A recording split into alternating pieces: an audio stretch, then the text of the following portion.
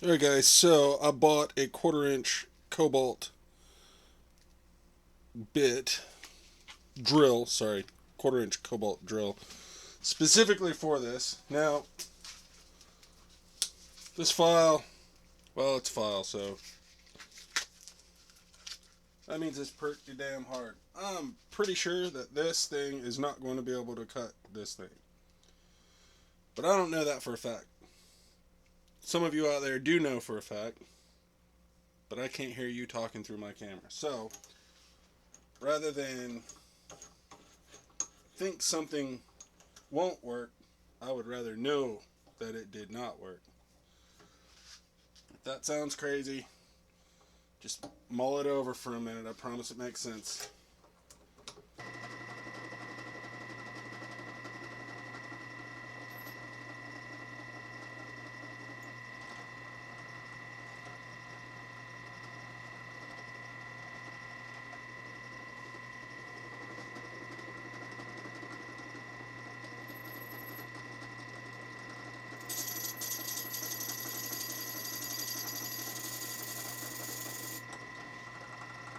Nary a scratch.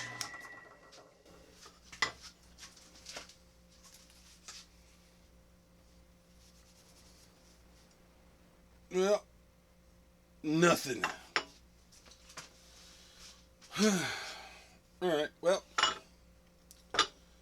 I guess I'm gonna try to normalize this blade. I really didn't want to because I'm so impatient, but I'm gonna have to soften it somehow. So I guess it's time to break out the torch and do some heating. So I gotta put a hole in this thing. And I don't have any carbide bits. How? Well, maybe. Hang on. This, not a 1/4 inch. This is a 3/16. And this is a carbide tipped masonry bit. Now, John Heisz did actually use one of these to cut through a file. He sharpened up the carbide on the grinder. I watched the man do it.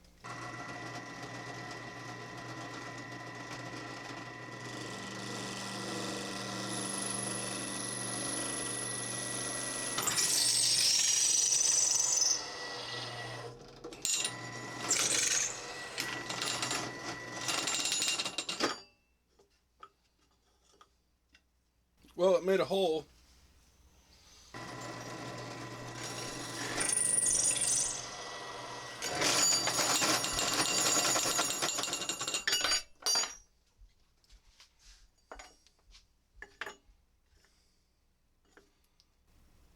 Sweet.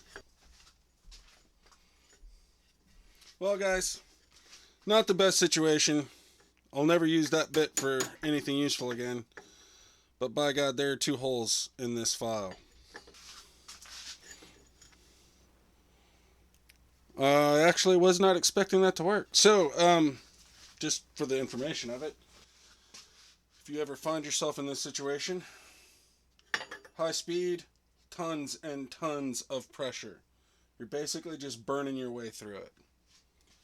And the tip on that masonry bit actually looks fairly intact. Alright guys, so I'm about to start putting the bevel on this thing. Now, I'm going to do a single bevel, but I want to bear in mind lessons that I've learned in the past.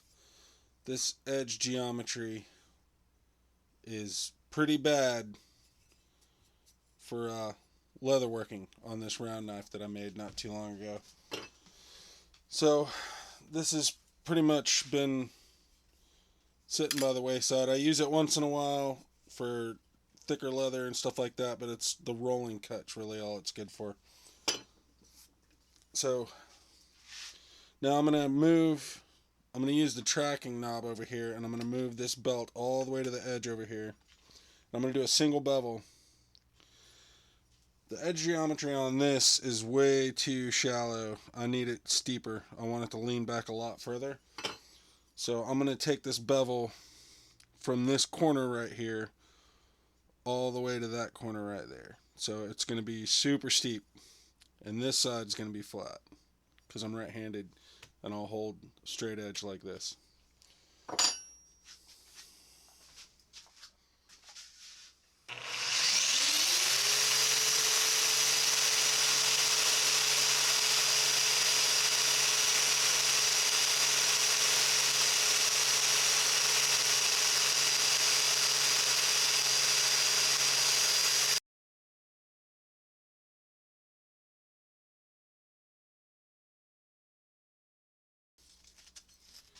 Alright guys, so my edge is about a millimeter wide now. So I'm going to come down to 120 grit.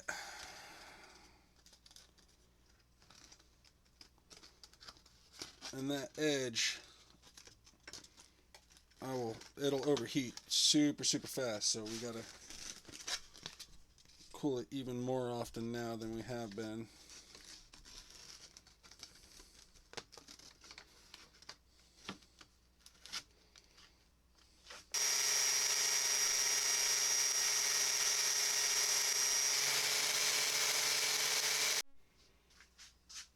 Alright guys, so we have this thing ground down to an edge. It's not sharp yet, but we'll get to that. This is the material that I've picked for the handle. Looks like I can actually take a couple of thin shaves off of this edge and stack them up that way. And then I'll have more of this for something else.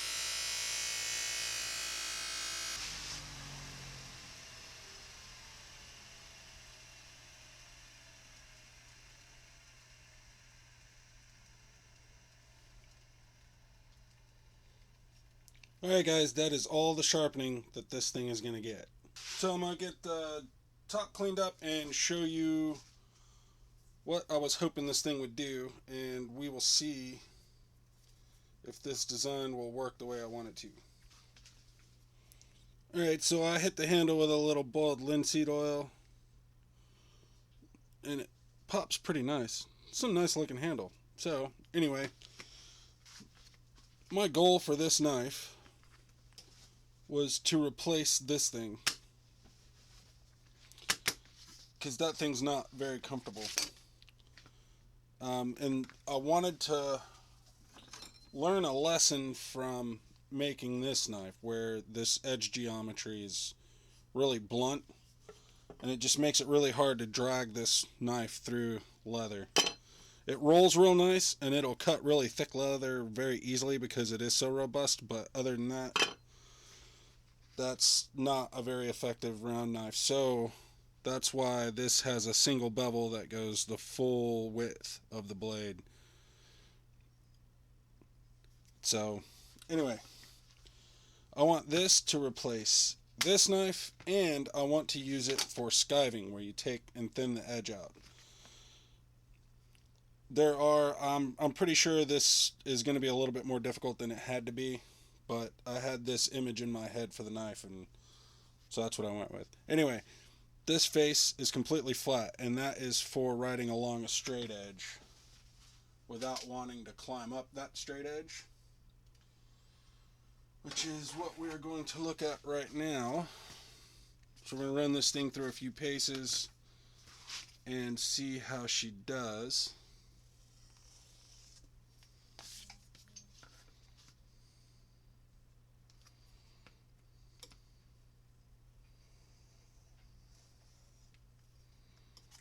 Very nice. So she's cutting nice and clean. Now for skiving, you want to take this way down and then just drag it back. And I don't skive often, so that's why I'm doing a poor job of it right here, but this thing is going to take a little practice, especially since I don't do this like ever. I've got a project coming up that's going to require some skiving, and I didn't have a tool for it.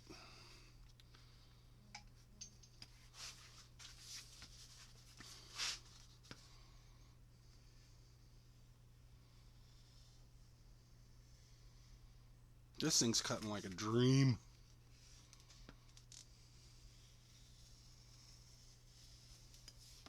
Almost no pressure, man. It is just gliding through this leather.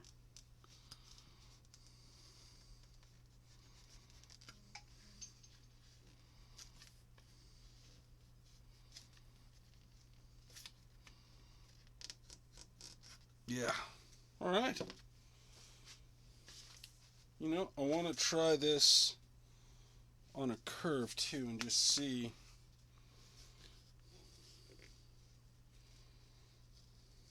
Well, actually, I think I have a new leatherworking knife. This thing's working great.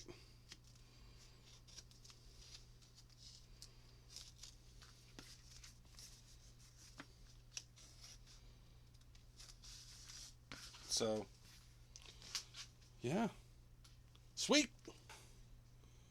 Finally pulling off one that I'm really proud of. This doesn't happen every day. But this is a really nice looking knife, and it works really, really well. So, thanks for watching, and I will see you guys on the next one. See ya.